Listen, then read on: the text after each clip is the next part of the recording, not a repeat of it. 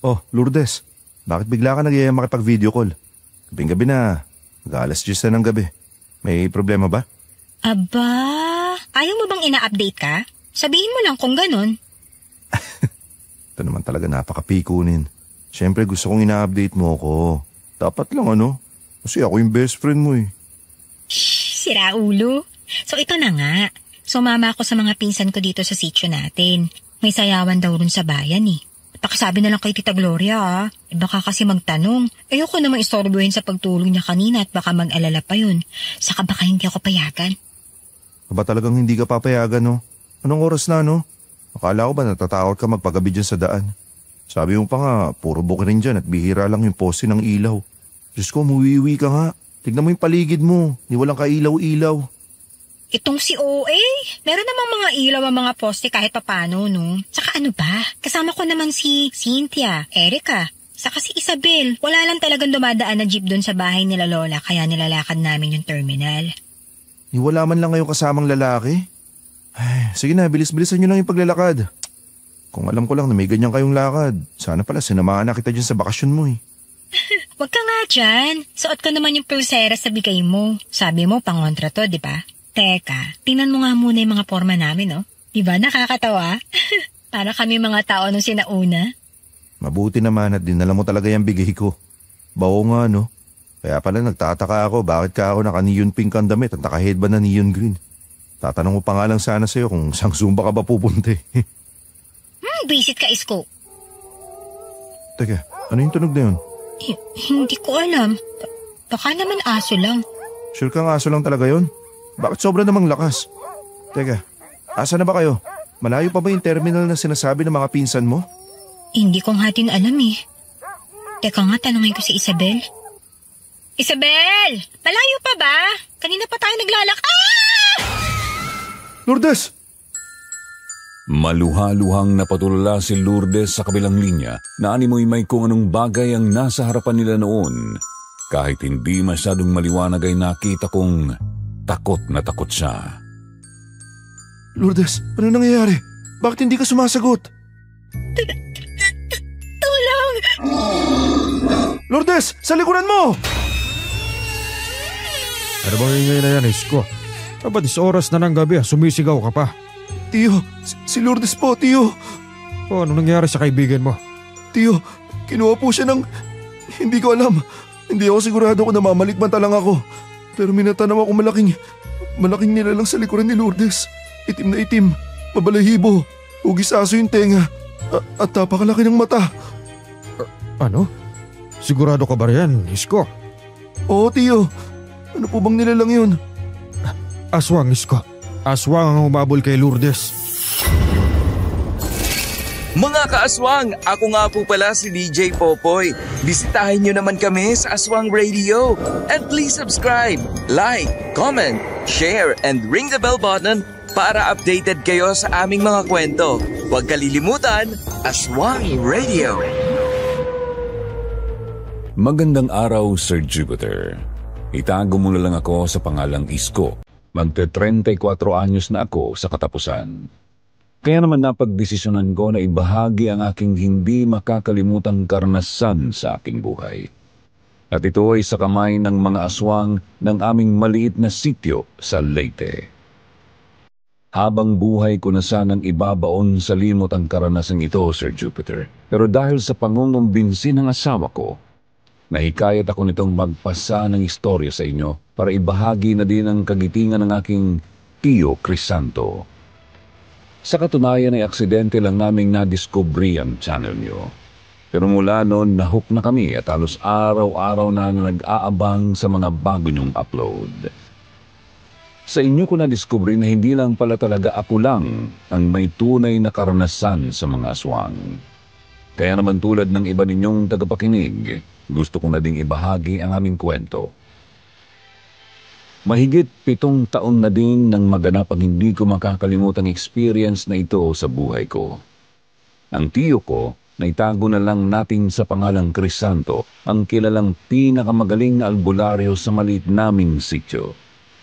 Hindi pa nga ako naniniwala noong una Ang akala ko ay sadyang may sariling mundo lang ang tito at pinanganak lang siya na weirdo at hindi hilig ang makihalubilo sa tao.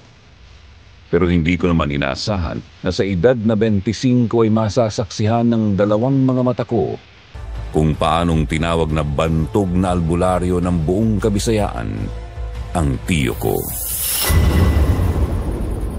Bumalik na naman sila. Anong bumalik na naman sila, tiyo? Ano pang ibig mong sabihin? Sila Isko, ang mga aswang. Bumalik na naman sila. Kung ganun, tulungan mo ako, tiyo. Kailangan na natin umuwi ng probinsya. Kailangan nating iligtas si Lourdes. Tiyo, bakit hindi ka sumasagot? Ba't bigla ka natahimik? Kung kilala sila, tiyo, umuwi tayo sa probinsya. Tulungan natin si Lourdes, pakiusap. Pero imbis na sumagot sa akin ay nanatili itong tahimik. Ikinapikon ko yun lalo na nang umakma na itong tumayo at babalik na sana sa kwarto niya. Ano ba, tiyo? Pakiusap naman po. Nakita niyo naman yung nangyari. Nakita niyo na nasa panganib si Lourdes. Hindi ko alam kung nasan siya ngayon. At hindi ko kakayanin kung mawala siya, tiyo. Pakiusap, tiyo. Tulungan niyo po. Hindi ganun kadali ang sinasabi mo, Isko. Paano hindi madali? Hindi ba albularyo kayo? Kayo lang yung alam ko makakatulong sa amin. Matagal na akong tumigil sa gawain ngayon. Alam mo yan. Kung gusto mong humingi ng tulong, may nag-iisang albularyo sa sityo, si Mang Arturo. Baka matulungan ka niya. Pero tiyo! Tiyo! Lourdes, paano gagawin ko? Teka, si Tita Gloria, taga ron siya sa sityo. Baka kilala niya yung albularyong may pangalang Arturo.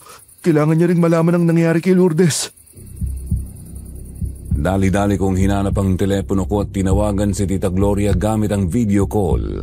Ito ang tumayong magulang ni Lourdes nang nawala ang kanyang ina. Nasa Maynila din ito ngayon kaya alam kong wala siyang alam na nasa panganib si Lourdes. Hello, Iho. Napatawag ka. 10 oras na ng gabi Tita si Lourdes po. Oh, bakit? Bakit ganyan ang tono mo? May nangyari ba sa pamangkin ko? Tumawag po kasi ako sa kanya kanina. Sumama siya sa mga pinsan niya doon sa probinsya. May sayawan daw sa bayan. Naglalakad po sila papuntang terminal sana ng jeep nung bigla silang habulin ng kung ano. Ano? Teka, kumalma ka. Linawin mo ang sinasabi mo, Isko. Anong ibig mo sabihin hinahabol? Hinahabol sila ng ano? Hinahabol po ng aswang po, tita. Diyos ko, maawaing Diyos. Lourdes! Naputol na po yung tawag nung naabutan siya ng aswang, tita. Tita, tulungan mo po ako. Ang sabi po ng tiyo, si Mang Arturo raw po yung makakatulong sa... Anong sabi mo? Kalokohan. Ang tiyo kay Santo mo nasaan? Po? Ang tiyo mo kako nasaan? Nandito po. Pero tinatanggihan niya po kasi akong tulungan eh. Matagal na raw po siyang bumitaw sa pagiging albularyo. Tigil-tigilan niya ako, ha? Hintayin mo ako dyan. Pupuntahan ko yan tiyo kay Santo mo. Mabilis na ibinaba ni Tita Gloria ang telepono matapos noon. Pulang-pula ang mukha nito sa galit nang patayin niya ang video call.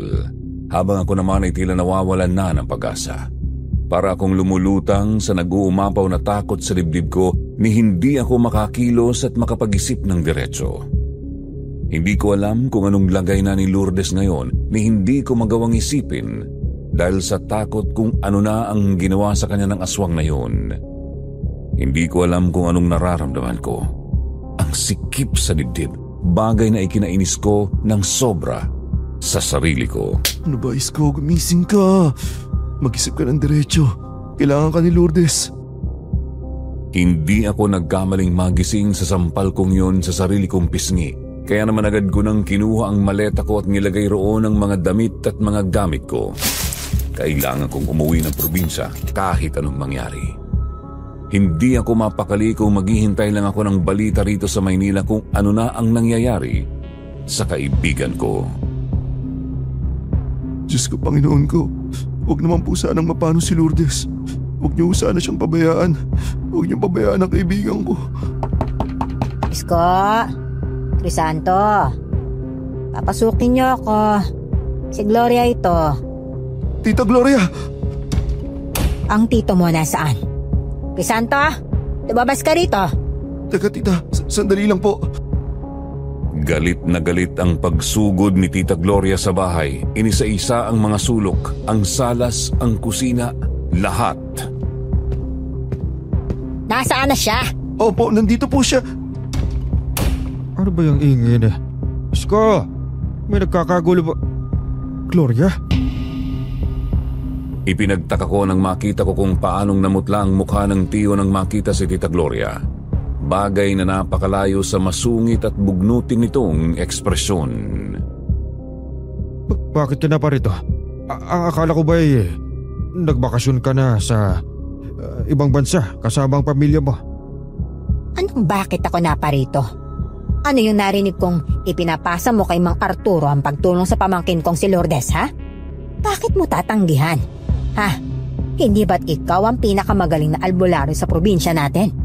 Matagal na yun, Gloria. Mas maigi daw si Mang Arturo na ang humawak sa kaso ng pamangkin mo.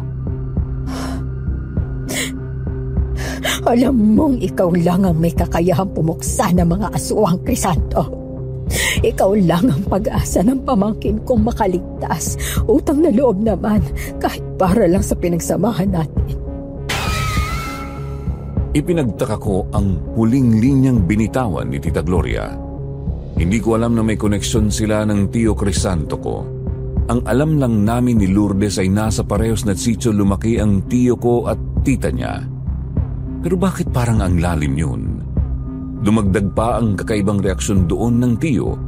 Biglang ibinaba nito ang kanyang tingin na animoy nasaktan sa sinabi ni Tita Gloria. Na agad din namang ikinatingin kay tita nang hawakan siya nito sa kanyang kamay. Pakiusap, Crisanto. Tulungan mo akong mailigtas ang pamangkin ko. Katahimikan ang isinagot sa kanya ng tiyuhin ko. Kaya naman lumapit din ako at nagmakaawa. Please, tiyo. Tulungan niyo po kami. Alam mo po kung gaano kahalaga sa akin si Lourdes. Please. Bakit ba kasi hindi mo na lang sinabihan si Lourdes na huwag nang umalis ng 10 oras ng gabi? Alam mo namang madalim ang sityo. Bakit ang titigas kasi ng ulo ng mga kabataan ngayon? Naku, dyan na nga muna kayo. Papasok muna ako sa kwarto para lang iayos sa mga dadali. Diyos ko, ang pamangkin ko. Huwag naman po sana.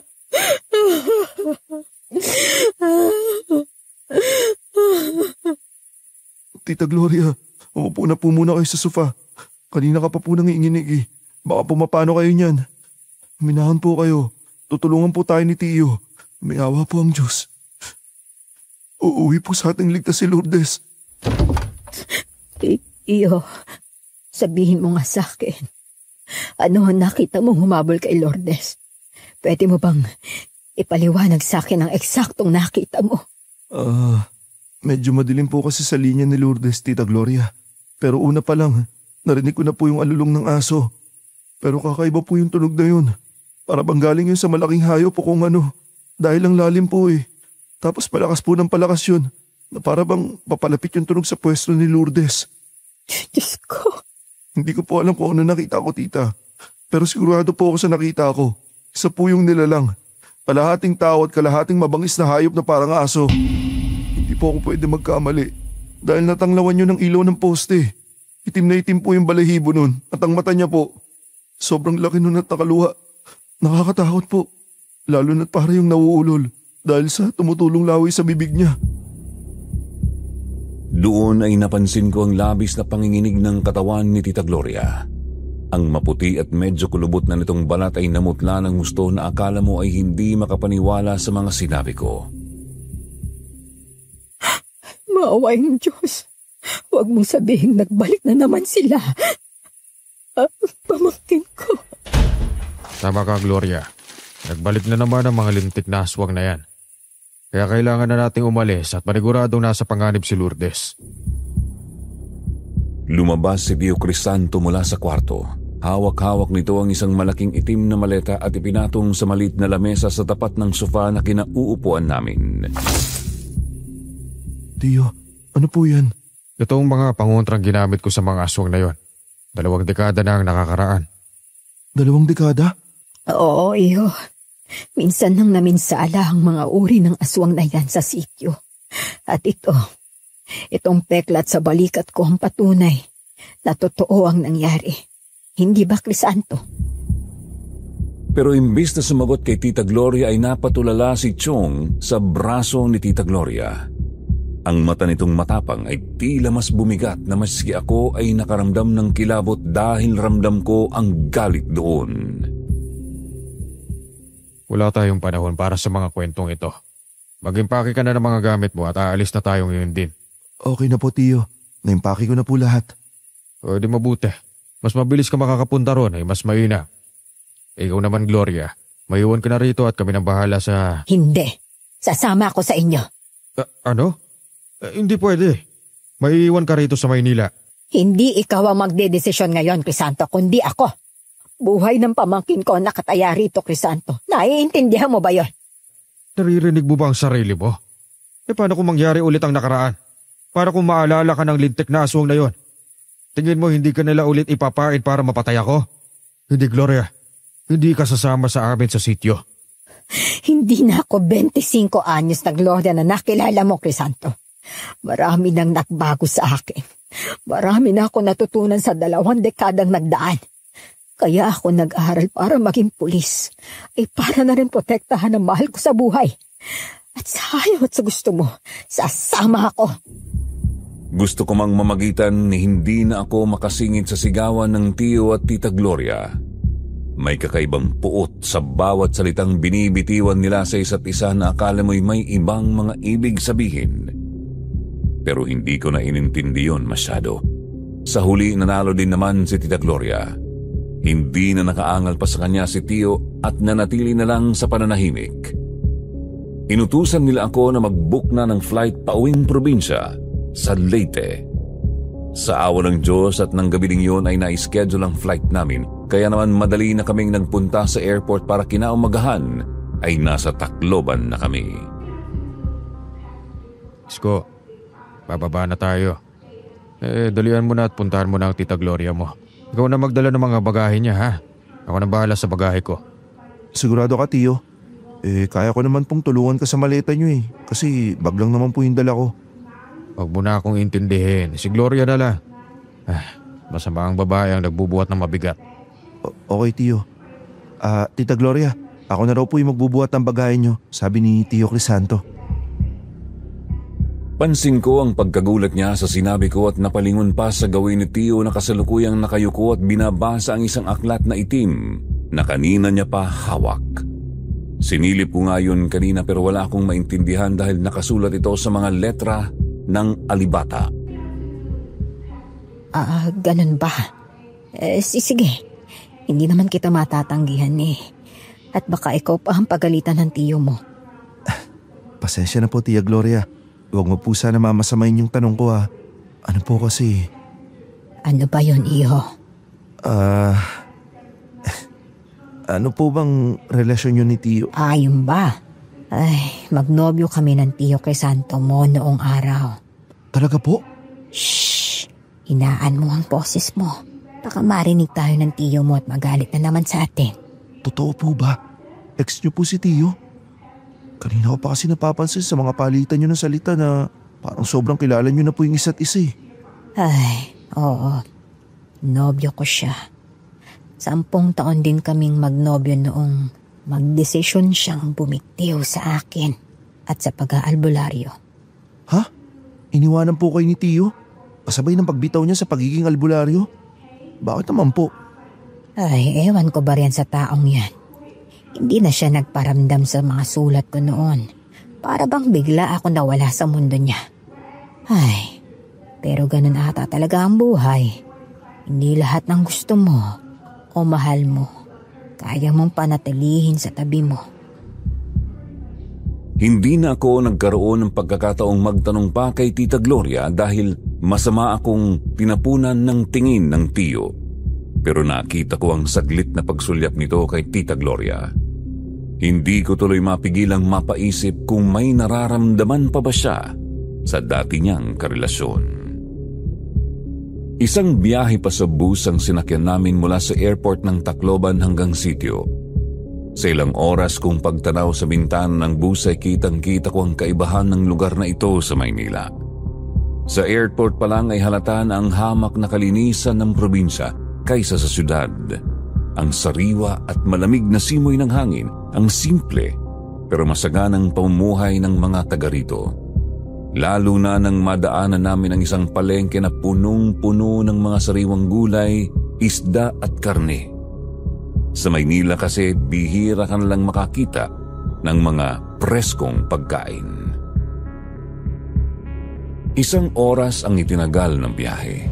Hindi na ako nakatulog dahil aliw na aliw ako sa mga napakalawak na bukiring dinaanan. May mga kagubatan din at kapansin-pansin ang malalayong agwat ng mga kabahayan. Hindi ko lang talaga maintindihan si Lourdes kung saan sila kumuha ng lakas ng loob ng mga kasamahan niya para lakarin ang mga bukiring ito ng ganoong oras. Oh, nandito na tayo, Isko. Alalayan mo ang Tita Gloria mo. Bababa na tayo. Opo, tiyo. Anong tinatawa-tawa mo dyan?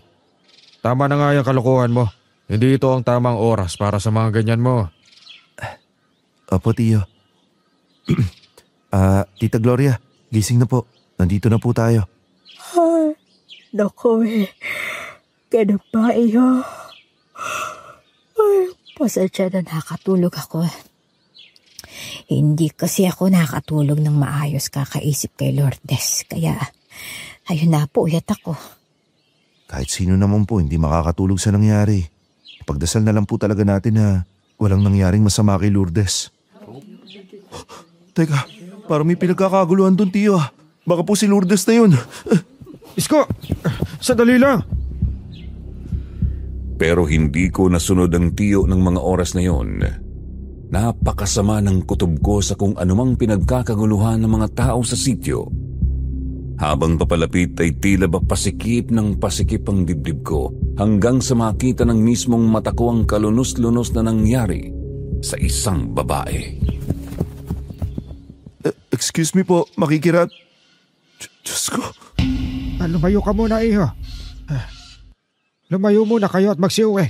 Hayaan niyo muna suriin ko ang bangkay. May mga kalmot na halos 1 pulgada ang lalim sa iba't ibang bahagi ng katawan. May malulubhading gasgas sa tuhod, butas sa dibdib at nawawala ang puso. Walang duda mga Arturo. Sila na naman ang may kagagawan niyan. Ang mga aswang na nasagupa natin, 20 taon na ang nakakaraan. Ikaw pala, Crisanto. Hindi na ako nasurpresang bumalik ka sa ating sityo, ano? Diyos ko, Isko. Si Lourdes ba yan? Ang pamangkin ko ba ang bangkay? Hindi po, Tita Gloria. Hindi po si Lourdes ang bangkay. Hindi ko maiwasang maduwal sa nasaksihan ko. Sinasabi ko na nga ba't kakaiba ang mga reaksyon ng mga taong nakapalibot dito kanina. Yun pala ay isa itong bangkay ng babae. Nakapandidiri ang kinahantungan nito na sa tanang buhay ko ay hindi ko inaasahang masasaksihan ng mga mata ko. Napatingin ako ng 2 beses sa matanda nang ma-realize ko na siya ang tinutukoy kagabi ng tiyo na albularyong makakatulong sa akin. At mukhang ginagalang siya ng mga tao sa sityo dahil mabilis nilang sinunod ng matanda. Puti na ang buhok ng matandang albularyo. Mahaba yon at nakapusod. Ang mahaba din itong balbas ay nakaladlad lang sa kanyang dibdib. Simple ang kanyang mga suot na damit, katulad lang ng ibang lalaking matatanda sa sityo, bukod lang sa mga nakasabit na mga kakatuwang kwintas sa kanyang lieg. Napakarami nun, hindi pa kasama ang mga nakasabit na samut-saring materyales sa bawat kwintas. May ngipin ng kung anong hayop, bawang, bato at kung ano-ano pa. Tama ang matanda. Kahit natuyo na ang dugong nagkalat sa katawan ng babae sa buo niyang katawan ay kitang-kita pa din ang malalalim at mahahabang sugat nito na parabang kalmot ng isang oso. Halos labas na ang buto nito sa braso at kapansin-pansin ang maraming gasgas sa mga tuhod nitong may malalaki ding pasa. Hindi pa kasama roon ang butas nitong dibdib na sabi nga ng matanda ay wala ng laman. Wala na ang puso nito. Tulala akong napatitig sa bangkay ng isang pangalan ng marinig kong binanggit ni Mang Arturo. Bago ang lahat, kailangan na nating iayos sa katawan ni Isabel. Tulungan niyo akong isangguni ang nangyayaring ito sa otoridad. Teka, Isabel po? Oo, iyo. Isabel ang pangalan, nakaawa-awa talagang ito. Wala pa sa 20 ang pamilya na naninirahan sa sityo, kaya hindi na sa amin mahirap makilala ang isa't isa. Bakit, Isko? Bakit parang namutla ka bigla? Wag mong sabihin. Isa po siya sa kasama ni Lourdes kahapon. Kasama po siya ni Lourdes kagabi. Sigurado ka ba sa natatandaan mo, Isko? Lintik. Isko, ang pamangkin ko. Crisanto, tulungan mo ang pamangkin ko. Hanapin mo siya. Hindi ko kakayanin kung pati siya ay mawawala sa akin. Huwag ka magkalala, Gloria. Ipagdasal nating wala pang nangyayaring masama sa kanya at sa iba pa niya mga kasama. Teka, sandali. Ano yung nasa dibdib ng bangkay? Napatigil kaming lahat sa sinabi ng matandang lalaki. Napangiwi pa ako at nandiri ng walang ano-anong dukutin nito ang tila isang piraso ng malapad at maliit na kahoy. May nakasulat doon at nang mabasa ko yun ay nanlambot ang tuhod ko. Ilabas ninyo si Crisanto. Sinasabi ko na nga ba at ikaw pa rin hanggang ngayon hinahanap nila. At sa pagkakataong ito, Mang Arturo, hindi na ako papayag na may matitira pa sa lahi ng mga lintik na aswang na yan. Siya, Crisanto, pwede na ba kayong makausap muna ni Gloria? May kailangan lang natin umalis muna dito at masyado maraming tao. Yung binata kasama mo, pwede ba siya munang magbantay hanggang sa dumating na lang muna ang mga pulis? Sige, tanda. Isko, maiwan ka na muna namin dito ha. Ikaw nang bahala sa mga pulis. Mas mainam ding sabihin mo kung ano ang nangyari sa video call ninyo ni Lourdes para naman ma-report na missing person ito sa presinto. Okay, sige po. Ako na pong bahala.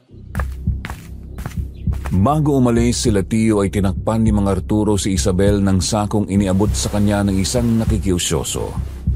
Pinaalis niya na din ang mga tao kaya ako na lang ang mag-isang nagbabantay sa bangkay.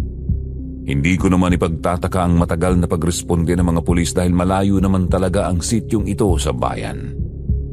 Hanggang sa isang rumaragasang sasakyan ang nakakabinging pumreno sa harap ng arko ng sityo. Doon bumaba ang dalawang nakauniformeng pulis, isa ro'y malaki at maskulado, samantalang ang isa naman ay matanda na parang kaidaran ni Mang Arturo. Parehas silang may matapang na mata. Balita ko, may bangkay raw sa sityo nyo, kaya kami na ang rumisponde. Ikaw ba ang pwedeng kausapin dito? Opo, pwede niyo po akong kausap. Teka po, ano pong ginagawa niyo? Bakit naman po ganyan yung hawakan yung bangkay, sir? Kailangan po ba talagang dutin pa yung mga hiwa at kalmot niya? Aba iyo, masyado kaya atang nakikialam. Pulis kami, di ba? Pwes susuriin ko ang bangkay sa paraang alam ko. Pero... Minervo, dali mo na yan sa sasakyan. Huwag ka nang makipagtalo dyan. Bigla nitong binuhat si Isabel sa kanyang balikat na akala mo'y isang baboy. Pagsasalitaan ko sana ulit ito nang manigas ako sa takot dahil mabilis na lumapit ang matandang pulis at may ibinulong ito sa akin. Kung ako sa'yo, hindi ko nasusunda si Minervo. Ngayon bata, tandaan mo ang mga sasabihin ko. Naaamoy kong nasa sitio na ulit na ito si Crisanto. Kaya sabihin mo sa kanya. Sabihin mo sa kanyang nagbalik na kami. Masyadong mabilis sa mga pangyayari dahil sa takot ay nanatili akong nakatulala. Hindi ako makagalaw o makasigaw. Ang tanging nagawa ko lang ay sundan sila ng tingin hanggang sa sila ay umalis. Sino ang mga yun iyo? Teka, nasaan ang bangkay?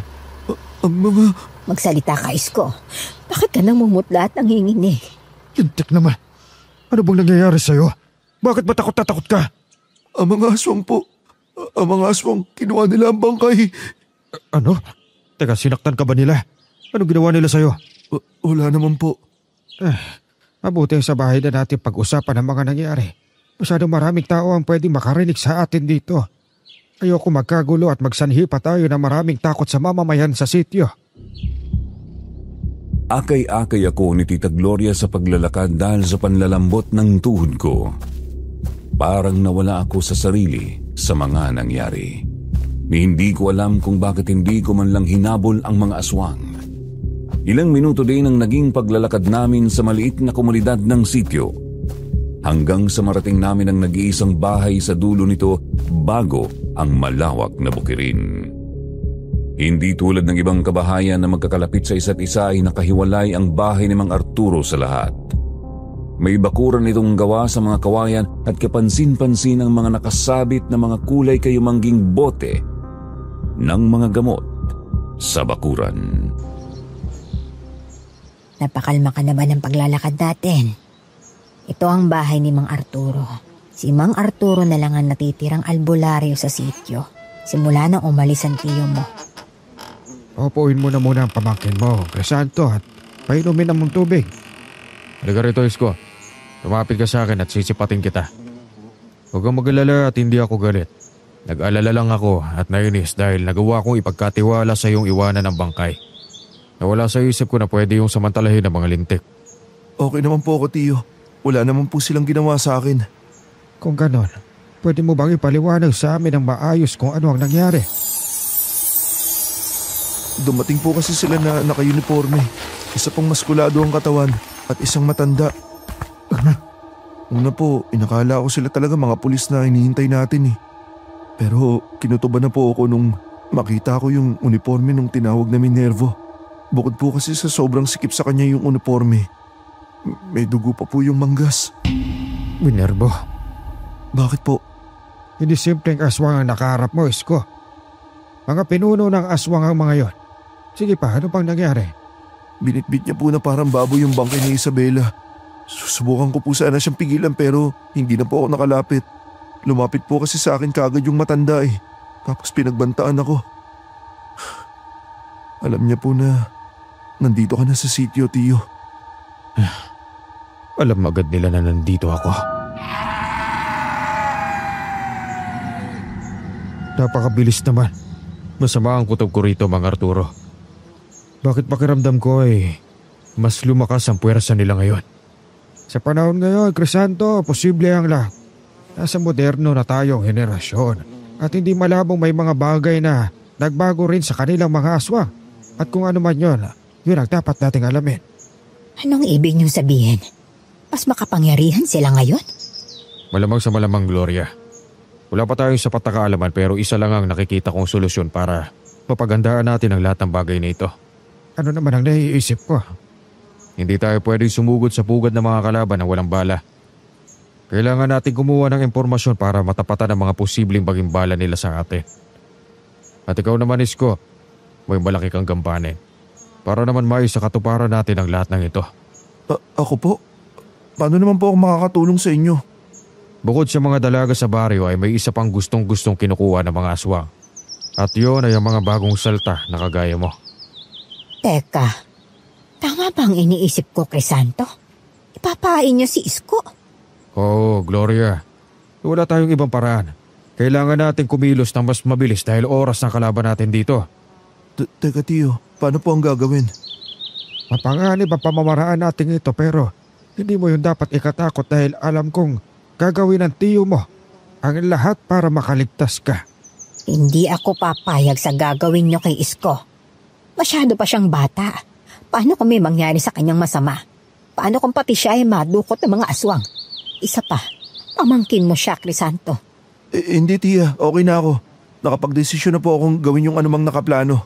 Kung kailangan po ito para mailigtas si Lourdes, gagawin ko. Di ko po ito pagsisisihan, kahit anong mangyari. O sige, magpahinga ka na muna sa ngayon. Kami na muna ni Tandang mag-uusap.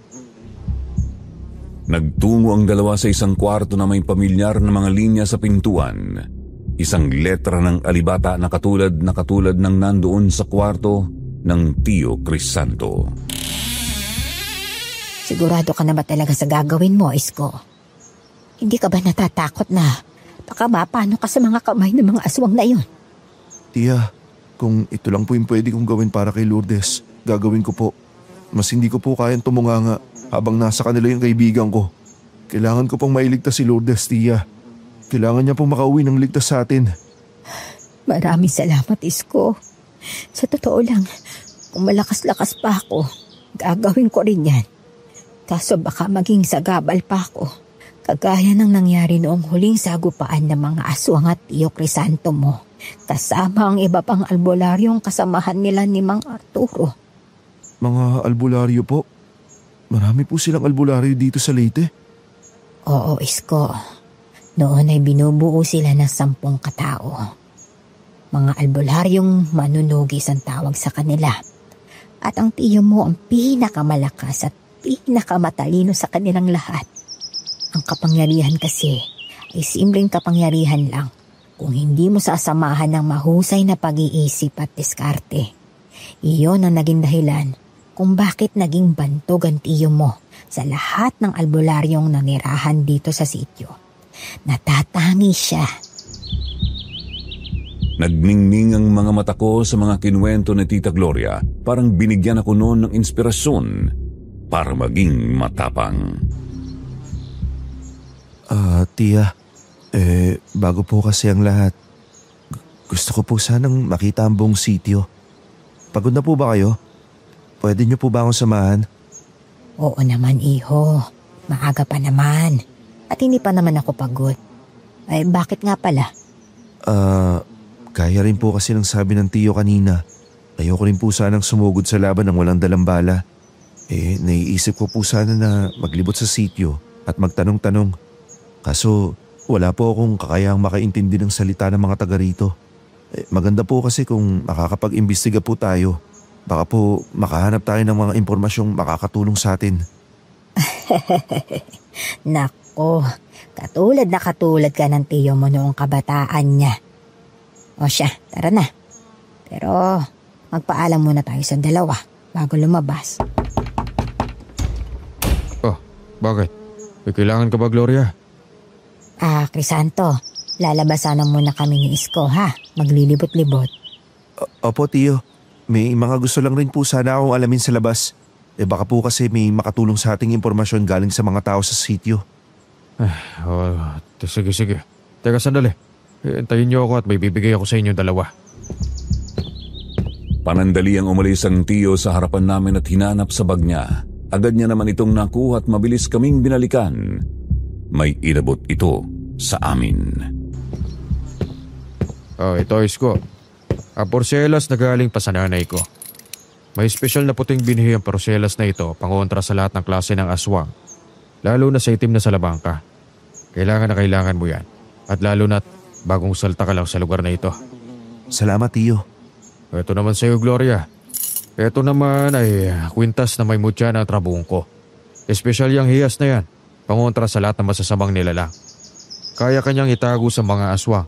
Higit mong kailangan lalo na't alam nila ang amoy mo. Salamat. Teka. Ako na magsusuot ng kwintas sa sarili ko, Crisanto. Nakakahiya naman sa iyo. Ako na. Nakakalungkot lang talaga at hindi kayo ang nagkatuloyan, ano? Pero ang lahat ay itinakda din ng Diyos.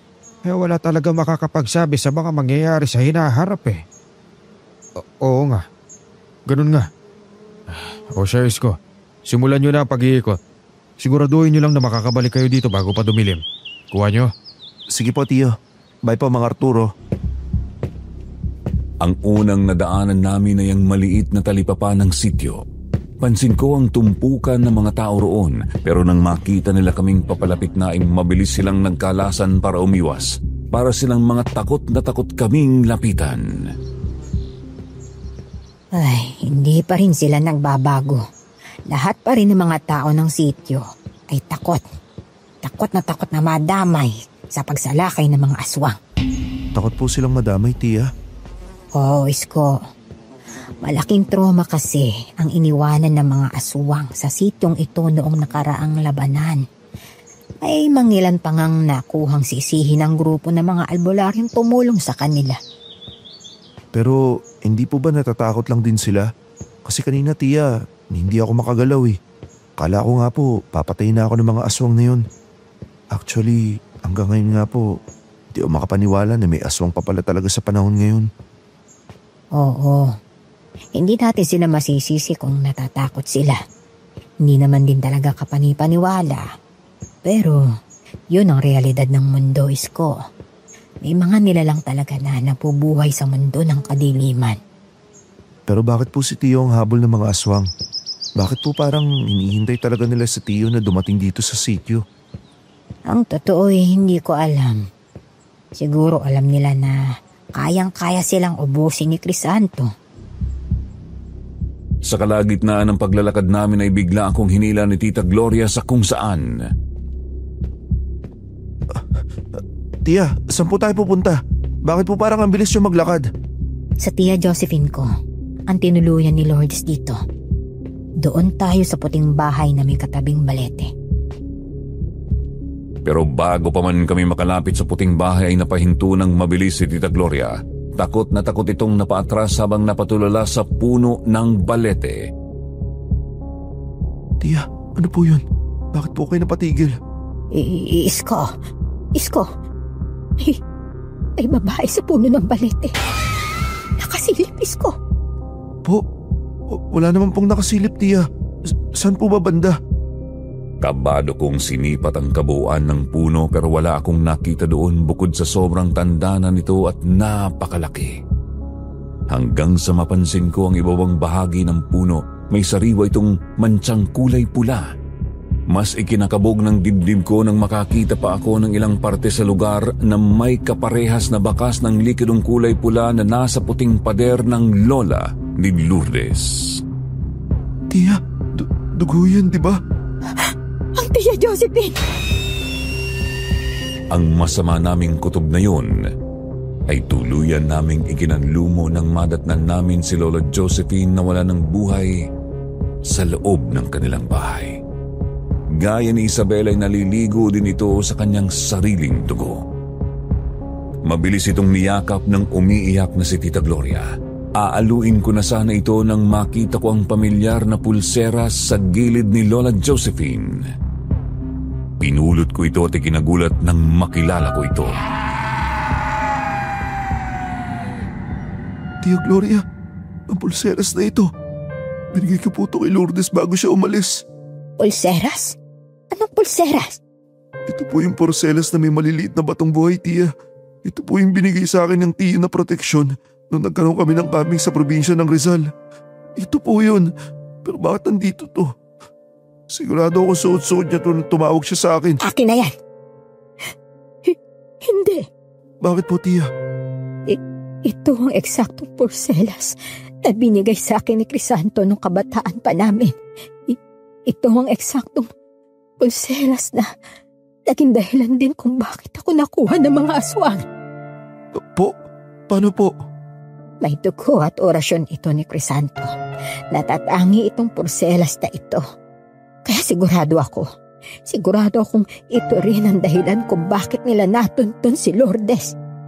Kung ganun, kailangan na po natin bumalikin na Tiyo. Kailangan na po natin sabihin to sa kanila. Tiyo Crisanto! Tiyo Crisanto! Ano yun, Isko? Si Gloria, nasaan? Kasunuran ko lang po siya. Pero Tiyo, may inatake na naman po yung mga aswang. Ang lola po ni Lourdes yung inatake nila. Si Josephine? Patay na si Josephine? Oo. Wala na ang tiya. Ito ang nakita namin doon. Teka, ang pulseras na yan. Bakit nasa sityo ang pulseras na yan? Di ba't ibinigay ko ito sa inyo noon? Huwag mong sabihin ibinigay mo ito kay Lourdes. Kasi Tiyo, naisipan ko pong ibigay ang kay Lourdes na para po pangontra nung umuwi siya rito. Gusto ko lang po maprotektahan siya niyan kung paano po ako niyang prinotektahan sa camping namin noon. Sinasabi ko na nga ba't may dahilan kung bakit sila lumalabas ulit eh. Kung hindi ako nagkakamali, yan ang parehas na porselas na ibinigay ng tiyo mo kay Gloria nung magkasintahan pa sila. Espesyal ang porselas na yan. Pero malaki din ang posibilidad na yan din ang dahilan kung paano natunto ng mga aswang ang kaibigan mo si Lourdes. Paniguradong nahanap nila yan at napagkamalang malaki ang koneksyon ni Lourdes kay Crisanto. Hindi ko po sinasadya. Ano na ang gagawin natin? Ang pamangkin ko. Ang pamangkin ko. Huli na para magsisihan pa. Wala na tayong magagawa sa sitwasyon ngayon. Ang mahalaga, parating na ang natitirang albularyo na kasamahan natin dito sa sityo. May mangilan-ngilan kaming nahagilap at handa nila tayong tulungan sa problema natin. Nanatili akong tahimik. Hindi ako makapaniwala na ako ang naging dahilan kung bakit dinukot ng mga aswang ang kaibigan ko. Naiiyak akong tumingala nang hawakan ako ni Tio sa balikat. Huwag mo na masyadong isipin ang nangyari, Isko. Alam kong kung alam mo lang ang mangyayaring ito, hindi mo ibibigay kay Lourdes sa pulseras. At walang mali kung gusto mo lang protektahan ang isang tao. Pero paano po si Lourdes, Tio? Kailangan po natin siya iligtas. Hindi ko po kaya kung ako pa ang magiging dahilan para masaktan si Lourdes. Ang una mong gawin, ikondisyon ang isip at pananampalataya lalo na ang katawan mo. Bukas na bukas din magsisimula tayong magsanay para makatulong ka sa pagsugod natin sa mga aswang na yan. Kinakailangan mo ring malaman kung paano kalabanin ng mga aswang. Gamit niya ang pangontra na ibinigay ko sa iyo. Ako po? Kaya ko ba yun, Tio? Oo. Kinakailangan mo matutunan yun, Isko. Sa ayaw mo at sa gusto. Pero huwag kang mag-alala, kayang-kaya mong ituturo ko sa'yo. Hindi naman komplikado at hindi naman kita tuturuan ng mga bagay na alam kong mahihirapan ka. Ang ituturo ko sa'yo ay kung paano sila labanan gamit ang mga pangontra. Lalo na ang mga bato at mutya at iba pa. Panigurado namang hindi ako mahihirapan magturo sa'yo dahil sapat na ang determinasyon mong iligtas si Lourdes. Sige po, Tio. Magpapahinga na po muna ako para po bukas maging handa na ako sa lahat. Oo, tama yan. Sige na, magpahinga ka na. Hindi rin biro ang pagdadaanan mo bukas. Sa ngayon, ihanda mo muna ang lahat total. Ngayong gabi din naman ang dating ng 5 pang albularyo makakatulong ko. Kinakailangan pa namin magpulong sa kung anong paraan ang gagawin namin pagsugod.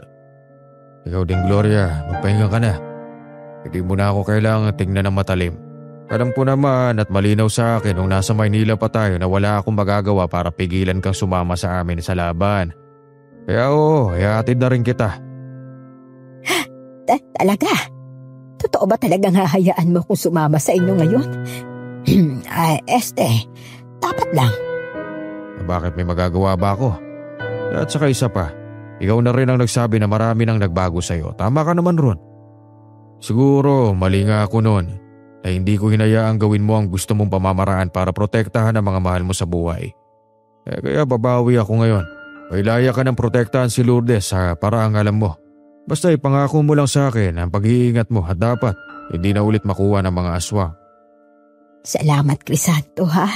Maraming salamat. At oo, mag-iingat ako. At ipapangako kung hindi na mauulit muli ang mga nangyari noon. Kasing bilis ng paglipas ng oras ang bilis ng tenga ng balita. Nalaman na ng buong sityo ang masaklap na sinapit ng lola ni Lourdes. Pero inutusan kami ni Tandang Arturo na huwag nang makialam sa ngayon. Sinabi nitong pwede ulit itong gawing daan ng mga aswang kapag natuntun nila kung saan kami tumutuloy. Pero yun ang akala namin. Ang mga aswang nasa paligid sila. Gigisingin ko sana si Tita Gloria pero hindi ko na ito nagawa nang makita kong nahihimbing siya. Kaya naman lumabas na lang ako sa kwarto at nadatnan ko doon si Tio Crisanto. Gising na gising pa siya at nadatnan kong kakainom lang ng kung anong likido sa pulang bote at naghasa na ng itak. Tio, ang mga aswang. Nasa labas po yung mga aswang. Huwag kang mag-alala.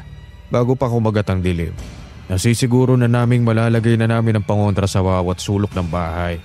Pati na ang buong bakuran ni Mang Arturo. Bukod pa roon, napito kaming albularyo na kakaharapin ng mga aswang na yan. Ganun po ba? Mabuti naman po. Tio, hindi po kasi ako makatulog eh. Pwede po bang tumulong na lang ako sa inyo ngayon?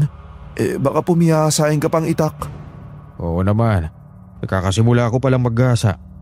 At hindi rin ako makatulog. Lalo kung naririnig ko sa labas ang mga lintik na aswang na yon. Alam mo, naiintindihan kita sa nararamdaman mo ngayon. Ganyan na ganyan din ako nung unang beses akong nakakita ng aswang. Pinakilala nga sa akin ng tatay ko eh. Hindi rin ako makatulog. Ang totoo nga niyan mas takot ako kaysa sa'yo. Mas matapang ka pa nga eh. Paano po yun? Buti po nakayanan nyo. At ang galing lang. Dahil kahit sinabi mong takot ka noon, kayo pa nga ngayon yung pinakamagaling sa mga albularyo. Hindi ako pinakamagaling, Isko. Kundi ang tatay ko. Ang lolo mo.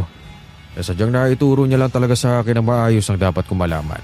At dahil isa siyang biktima ng mga lintik na aswang na yon, mas naging determinado akong aralin ang mga tinuro niya sa akin. Simula kasi nang nawala ang itay ko ay ayoko nang may mahal pa ako sa ibang buhay na masasaktan ng mga aswang na yan. Kung ganun po, bakit po pala kayo tumiwalag sa pagiging albularyo? Sayang naman po at kung sino yung pinakamagaling, siya pa yung umintong tumulong sa mga tao. Katahimikan ang sinagot sa akin ni Tio. Natulala ito sa nililihan niyang itak na parang wala sa sarili. Ginawa kasi nilang pahin ang Tia Gloria mo. Talaga po? Yung pulseras na ibinigay mo kay Lourdes ay ang pares ng pulseras kung paano nalaman ng mga aswang ang koneksyon namin ni Gloria noon sa isa't isa. Espesyal ang mga materyales ng porselas na yon. Kaya alam ng mga aswang na ako ang gumawa ng pangontrang yon. Kaya yun dinukot nila si Gloria at ipinain sa akin para makuha nila ako. Tungkol dyan, Tio, pasensya na po talaga ha. Ayos lang yun. Sigurado ang Diyos ang nagtakda nito para isarado ko ang librong sinimulan ko noon. Ano pong ibig niyong sabihin? Tumiwalag ako sa pagiging albularyo at lumayo kay Gloria dahil ang kakayahan ko at ang tatay ko ay kinamumuhian ng mga aswang. Ito ang dahilan kung bakit namatay ang tatay. Gusto nilang ubusin ang lahi namin bago pa namin maubos ang lahi nila. Kaya alam ko rin kung ano ang nag-iisang paraan para lumabas sila sa lungga nila. Hindi ko yun naresolba na maayos. Masyado ako natakot na baka saktan nila ang babaeng kaisa-isahang kuminahal. Kaya binitawan ko ang lahat. Binitiwan niyo po para protektahan si Tia Gloria? Oo. Pero iba na ngayon. At sinisiguro ko, Isko, titigil na sa panggugulo ang mga aswang na yon. Mas hindi ako pinatulog ng revelasyong yon sa akin ni Tio Crisanto, Sir Jupiter. Awang-awa ako sa kanilang dalawa ni Tita Gloria dahil halata namang mahal pa din nila ang isa't isa. Pero dahil tadhana ang nakapagpahiwalay sa kanilang dalawa, wala na silang magawa. Magliliwanag na nang magising kaming lahat sa malakas na sigaw sa labas ng bahay. Crisanto! Isko! Gumising kayo! Ano ba yan, Gloria? Ang mga aswang. Nagtambak sila ng mga patay na mga hayop sa labas ng bakuran ni Mang Arturo. Maawain Diyos! Napakasangsang na amoy ng dugo ang sumalubong sa aming lahat nang lumabas kami sa bahay at kahit hindi pa man ganoon kaliwanag ang sikat ng araw, halos hindi ko na maatim tingnan ang nakakasukang mayroon sa labas ng bakuran. Tumpok-tumpok doon ang mga patay na hayop. Hiwa-hiwalay ang mga katawan at nakahiwalay pa ang tumpok ng ulo sa katawan, sa mga kamay at paa. Ang mga lintik. Isang galing ang bulok na amoy na yan. Hindi yun galing sa mga patay na hayop. Bago pa lang ang pagkakapatay ng mga ito. Pero mukhang malapit na mabulok. Sigurado akong hindi aswang ang may gawa nito. Tama ka, Crisanto. Siguradong hindi ang mga aswang ang gumawa nito. Pero sino? Hindi kaya may kalaban pa tayong iba ngayon? Hindi malabong mangyari. Ang mga salamangkang itim ay may ganitong klaseng pagpatay. Tulad ng mangkukulam at mambabarang. Teka. Mangkukulam o mangbabarang? Oo, Gloria.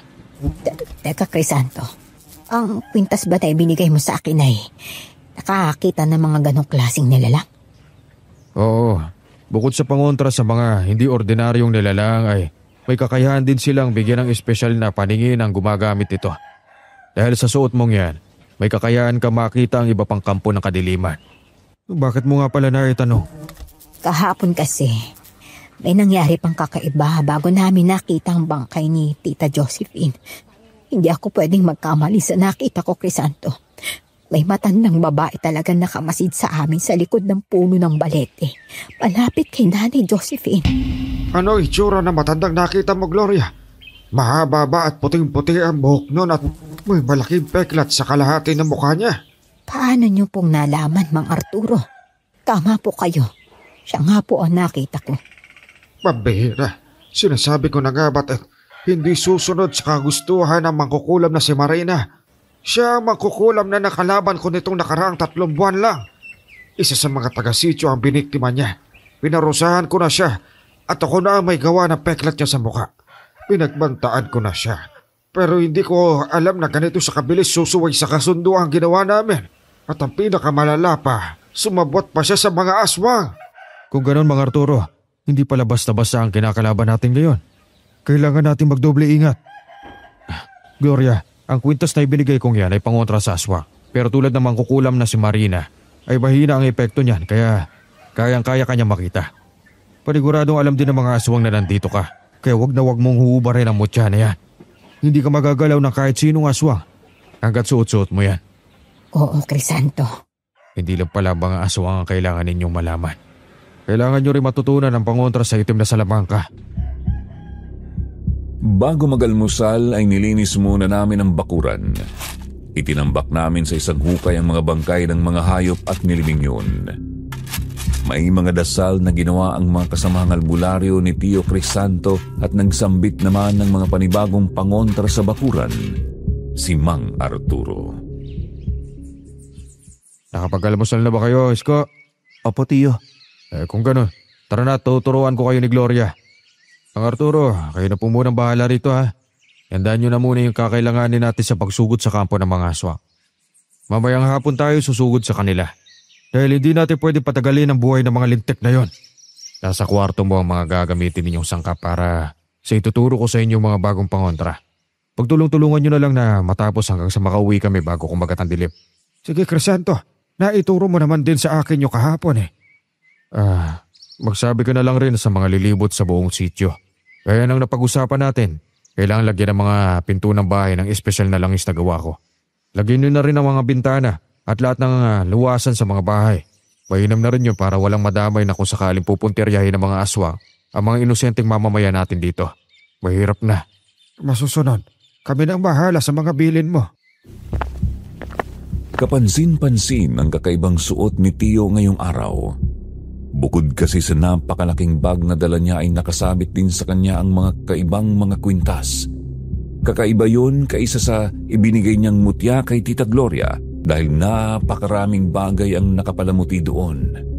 May mga maliliit na batong iba-iba ang kulay, may mga maliliit na buto ng hayop at may mga maliliit ding boteng tila may kung anong nakabanad sa loob. Hindi pa kasama doon ang mas sumeryoso niyang aura na miski ako ay nagdadalawang isip magtanong kung saan kami pupunta. Nilagpasan namin ang maliit nilang sityo at tinungo ang malawak na bukirin.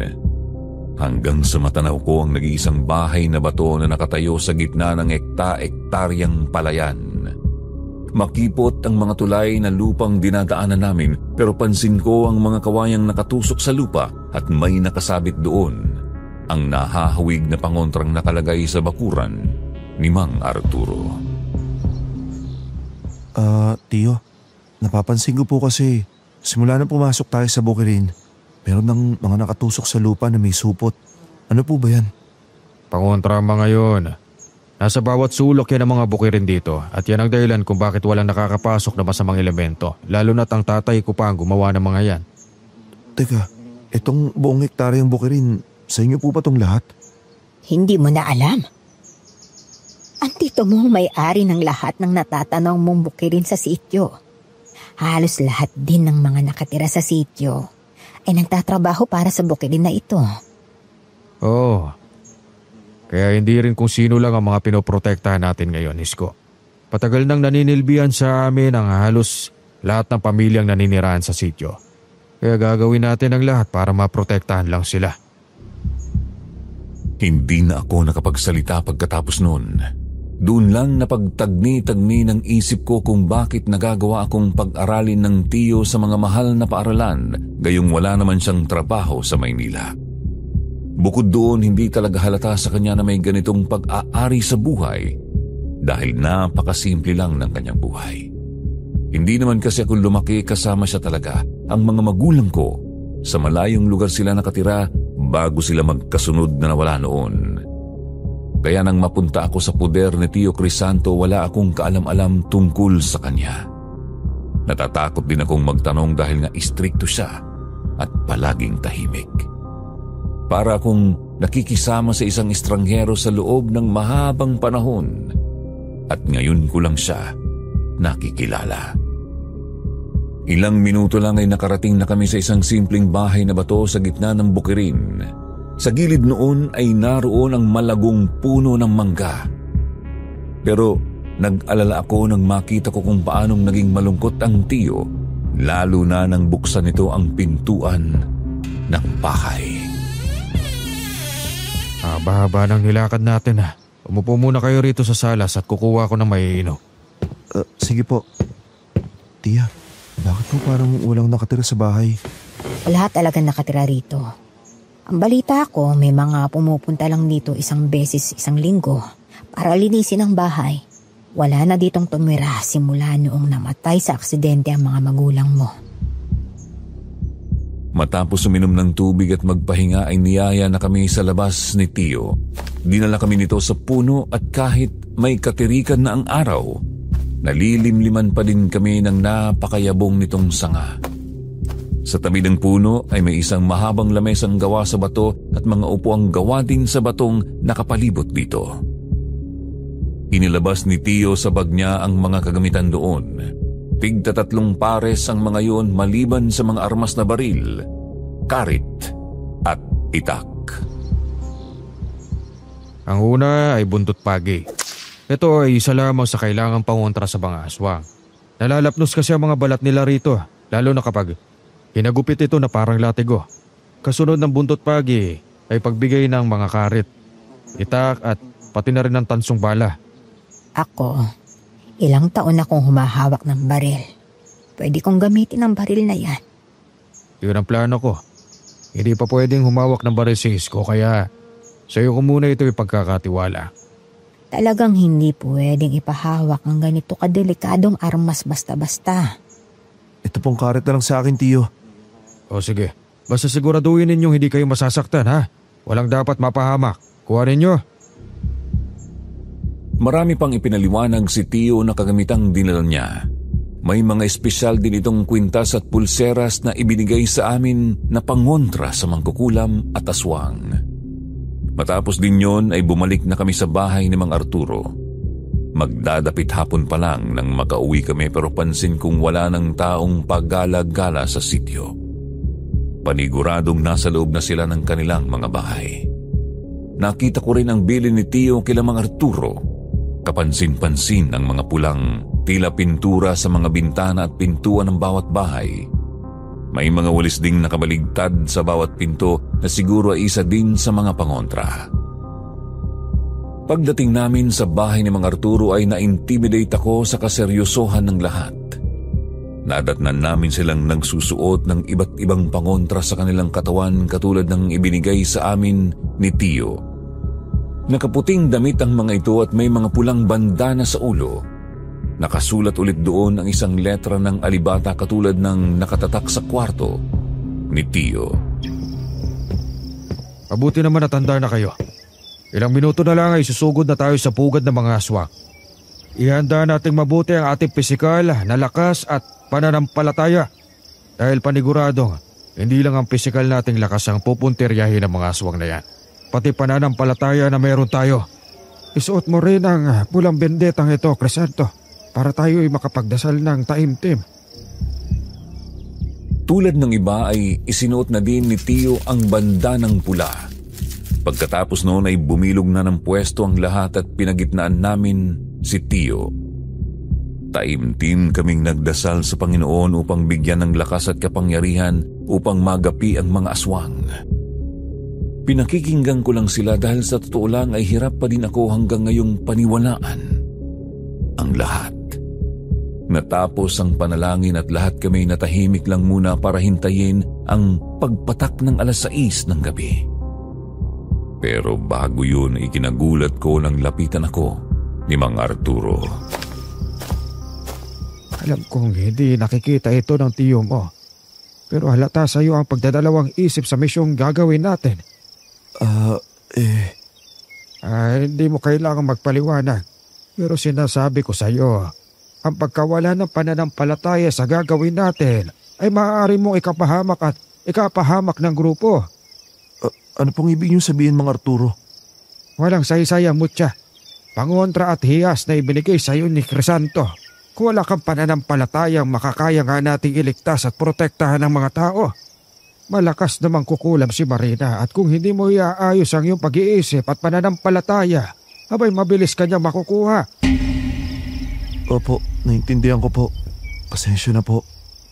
Hindi pasensya mo ang gusto ko marinig sa iyo. Ay nako, intindihin mong sinasabi ko. Kung maaari ay sa puso mo, ang mga nilalang na makakaharap natin ay ang mga taong nagpasakop sa kapangyarihan ng kadiliman. Alam ko mahirap itong paniwalaan sa panahon ngayon, lalo na't galing kayo sa Maynila. Pero totoo ang mga taong ito. At kaming mga albularyo ang mga itinalaga ng Diyos para pigilan ang mga taong yon. Bago pa man ako makapag-react sa sinasabi ni Mang Arturo ay sabay-sabay nang nagsitayuan ng lahat. Pumatak na pala ang 6:00 sa orasan. Tara na! Tapusin na natin ang labang ito. Huwag nang matatakot at ipaglalaban natin ang hustisya na kabutihan. Lumabas na kami at dinaanan ng tila ghost town na sityo.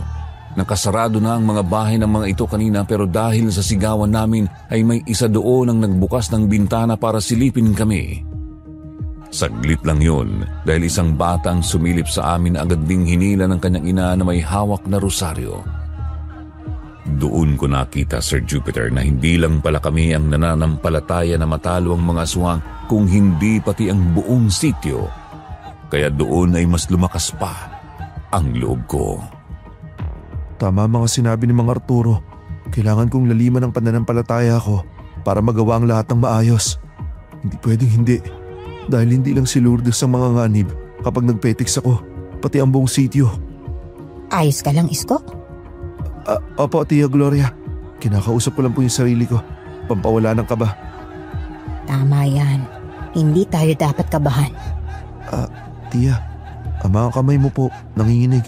Okay lang po ba kayo? Oo, ayos lang ako.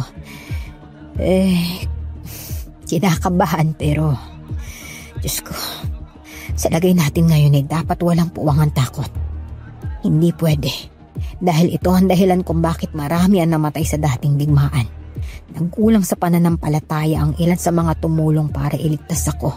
Kaya ginamit yun ng mga aswang na butas para makapambiktima. Kaya oo, hindi tayo dapat matakot. Maganda na kayo! Malapit na sila! Naaamoy ko na ang masangsang na amoy ng mga nabubulok na katawan.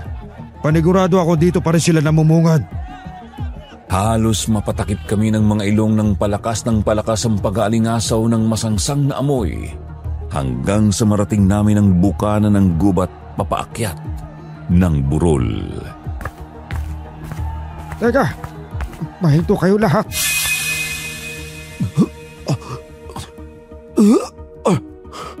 Tiyo, ano po yung nakasabit sa puno? Paawain Diyos, tao ba yan? Ang mga lintik, mukhang alam nila pupunta tayo ngayon ha.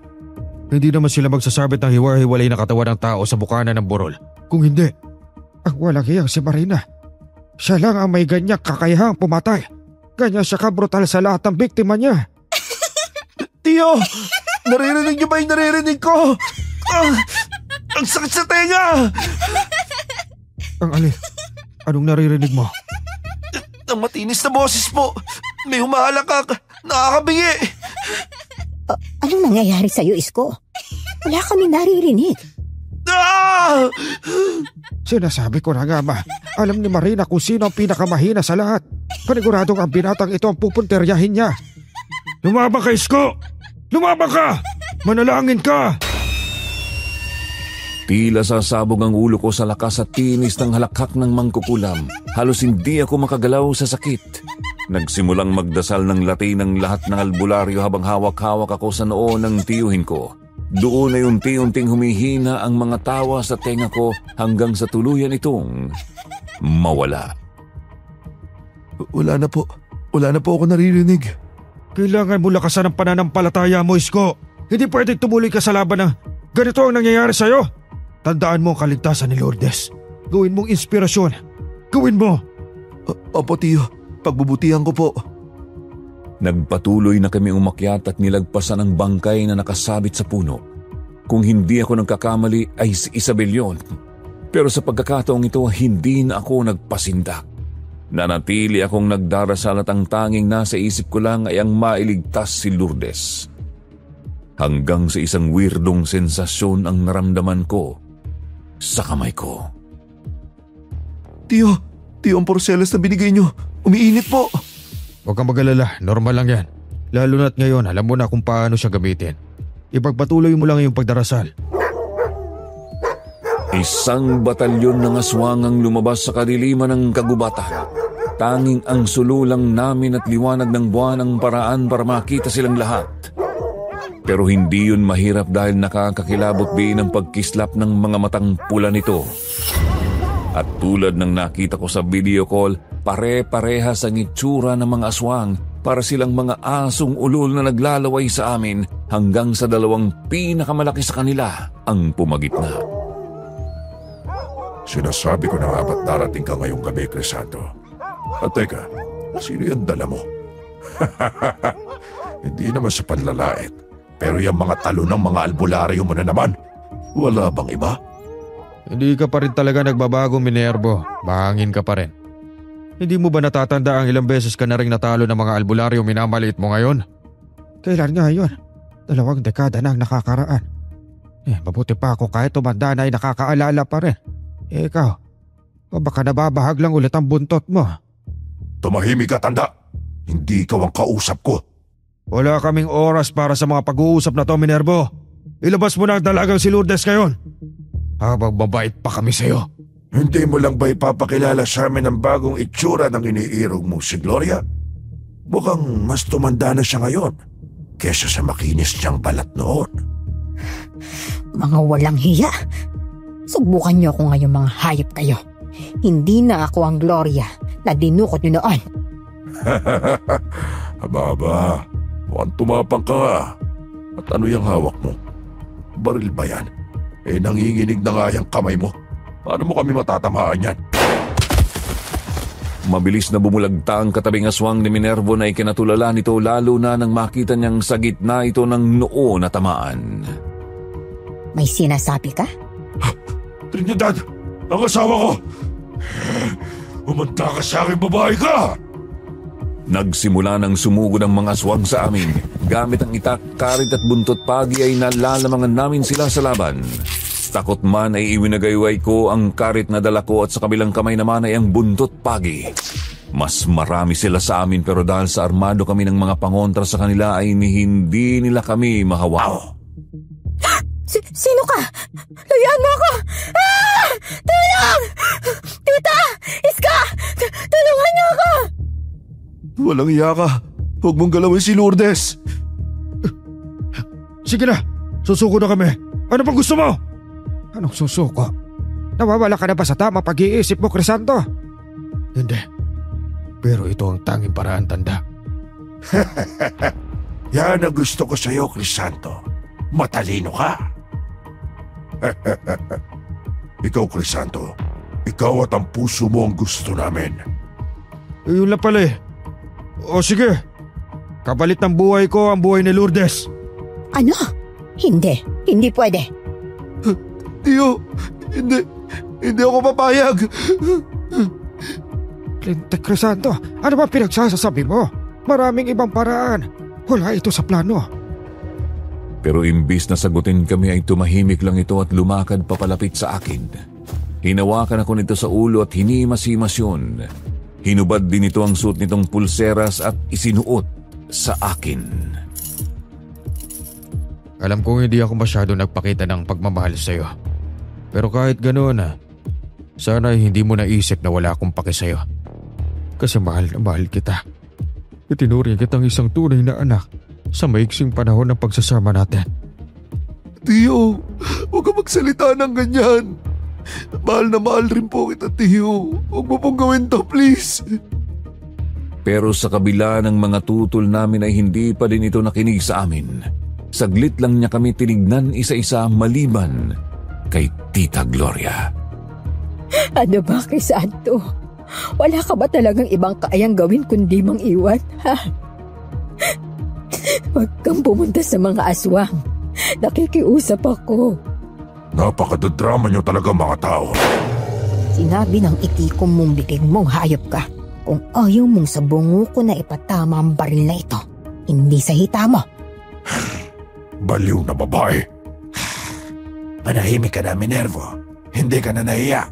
Nagpatalo ka na nga sa mga taong yan kung ano-ano pang kahihiyan sa ating layang ginagawa mo.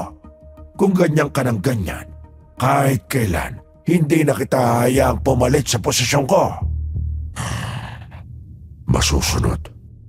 Crisanto, lumapit ka na rito para mapakawalan na namin ng babaeng ito. Nagsimula ng lumakad papalapit sa mag-amang aswang si Tio Crisanto. Ilang beses pa kaming sumigaw ng pagtutol pero parang bingi itong tumuloy sa paglakad. Ang mag-amang aswang naman ay pinakawalan na din si Lourdes na humahangos na tumakbo sa gawi ko. Ang tiyo mo, Isko! Ang tiyo mo! Papatayin nila ang tiyo mo! Pero tulala akong nakatanaw kay Tio Crisanto. Hinawakan agad siya sa leeg ng matandang aswang at pinalutang sa ere. Sa wakas ay maipapasa na rin ang kapangyarihan ng lahi niyo, Crisanto. Ilang dekada na namin tinutugis ang lahi niyo. At ngayon lang sa amin nasabi ng oklubang si Marina na kapag kinain namin ang puso niyo ay magkakaroon kami ng kakaibang lakas. Sa wakas ay hindi ko na kailangang ipasa ang trono ko sa walang kwenta kong anak. Anong ibig sabihin ito, Minerva? Matagal na ako nagtitimpi sa iyong matanda ka. Ilang taon na ako naghihintay sa pagkakataong ito para maagaw sa iyo ang lahat. Sinasabi ko na nga ba't bandang huli ay wala rin ako mapapala sa pagtulong sa iyo.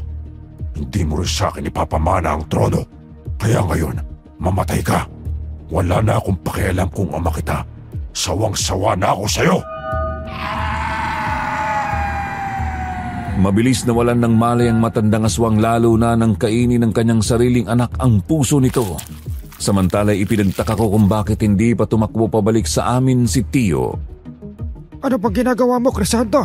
Abay, bumalik ka na dito! Kaya-kaya na natin tapusin ang hangal na yan! Pero imbis na pakinggan kami ay nginitian lang kami nito at bumulong ng mga salitang Latin. Tio, itigil mo na yan! Tio! Sa likuran mo, Crisanto! Nasa likuran mo si Minervo!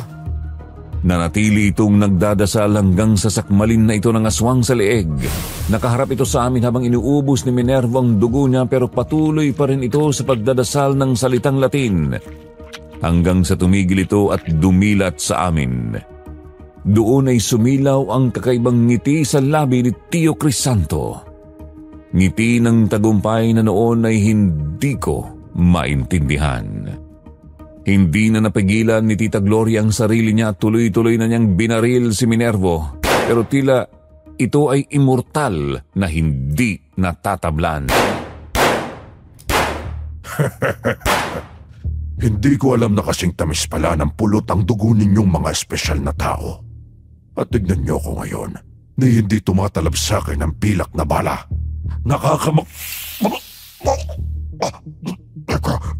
Ano nangyayari sa akin? Bakit parang sinusunog ang loob ng katawan ko? Bakit parang may asido ang lalamunan ko? Narinig ko na ito sa mga sinaunang albularyo. Kaya pala pamilyar ang mga dasal ni Crisanto kanina. Kaya pala. Parang pamilyar, Mang Arturo. Ano pong nangyayari? Hindi po namin maintindihan. Bago pa man ito makasagot sa akin ay napatulala kaming lahat ng masaksihan ng unti-unting pagkatunaw ng katawan ni Minervo. Ang una ay ang walang tigil na paglabas ng dugo sa kanyang bibig. Sumunod ang pagkalapnos ng kanyang mga balat hanggang sa ang pagkalapnos na yon ay palalim hanggang pati ang buto nito'y matunaw. Ano nangyari? Isko! Isko! Ang mga nakabagsak na mga aswang, mga nalulungsong sila. Hindi kami makapaniwala sa mga nangyayari. Hindi lang si Minervo ang natunaw, kung hindi ang maging ang lahat ng aswang na sugatan ay wala na ding buhay, tulad ni Gustavo. Ang pamamaraang ginawa ni Crisanto ay isa sa mga maalamat na kapangyarihan na tanging ang mga pinakamagagaling lang na albularyo nakakagawa. At si Crisanto ay nagbuwis na kanyang buhay para matigil na ang mga aswang sa paghasik na kasamaan sa sityo. Ang kaawa-awa ko, kaibigan. Pinuwis niya kanyang sariling buhay para sa huling misyon na ito. Nang matapos ang sagupaan na yon, umuwi na din kami sa Maynila nila Tita Gloria. Nakakalungkot man ang nangyari, pero hindi ko magawang tumangis dahil alam kong isa itong kagitingan na pinili ng aking Tio Crisanto. Lourdes, tignan mo. Bukas ang kwarto ng tiyo. Alam ko palagi nakakandado to eh. Makakapagtaka. Pasokin ko kaya. Sigurado ka na ba dyan, Isko? Kaya mo na ba?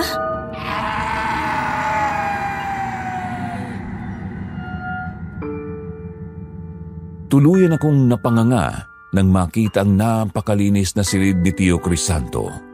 Puting-puti ito at sa isang sulok niyon ay naroon ang isang malaking pisara na punong-puno ng mga litrato ng aswang na nakalaban namin sa sityo. Doon ko napagtagni-tagni lahat na hindi pala aksidente o padalos-dalos na desisyon ang ginawang sakripisyo ni Tio Crisanto. Kung hindi isang planong ang pinakamagiting lang na albularyo ang makakagawa. Ang tuluyang puksain ang lahat ng aswang sa sityo. Mga aswang na minsan nang sinaktan at pinagbantaan ang mga mahal niya sa buhay. Alam kong sa pagtanda natin, Sir Jupiter, malaki ang tsansang makalimutan na natin ang mga ganitong pangyayari sa ating buhay. Pero sa kaso ng tiyo ko, ayaw ko itong makalimutan. Ayaw kong mauwi sa wala ang kagitingan ng aking tiyuhin. Kaya isinulat ko ito sa inyo. Curious lang po ako. May tao pa kayang kasing giting ni Tio Crisanto sa ganitong panahon?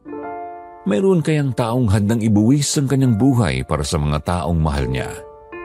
Gusto ko po sanang malaman ang sagot mula sa inyong mga tagapakinig, Sir Jupiter. Pwede po ninyong i-comment sa istoryang ito ang inyong sagot at buong galak ko iyong babasahin.